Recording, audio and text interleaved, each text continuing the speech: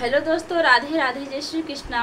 दोस्तों, आज हम आप लोगों के लिए एक छठी माता पर नई गीत लेकर आए हैं जो ललित छठी में गाई जाती है। आप लोग वीडियो को लास्ट तक देखिए और जैसा भी होगा कमेंट में ज़रूर बताइएगा। हथवा में ले डलरिया तो बहुअरिया रज करें, बहुअरि आरज करें हो। सासु हमहु चलब तोहरे साथ, तो छठी पूजा देखब, तो छठी पूजा देखब हो। सासु हमहु चलब तोहरे साथ, तो छठी पूजा देखब, तो छठी पूजा देखब हो। बोलहि के रहनी ससुइया ननद, बोली पड़नी ननद, बोली पड़नी हो।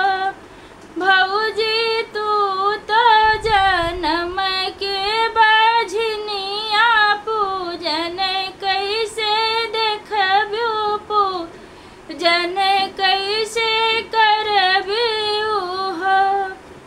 इतनी बचन बहुअरि सुननी, तो पिया के चरण पड़ी, पिया के चरण पड़ी हो।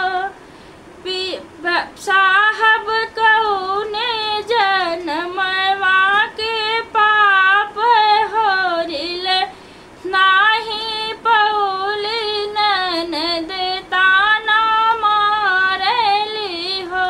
साहब कौने जन्मवा के पाप होरिल, नाही पवली ननद ताना मारली हो। बिहवल तिरिया के देखे सजन समझावे लागे, पिया समझावे लागे हो। रनिया छठी माई के धर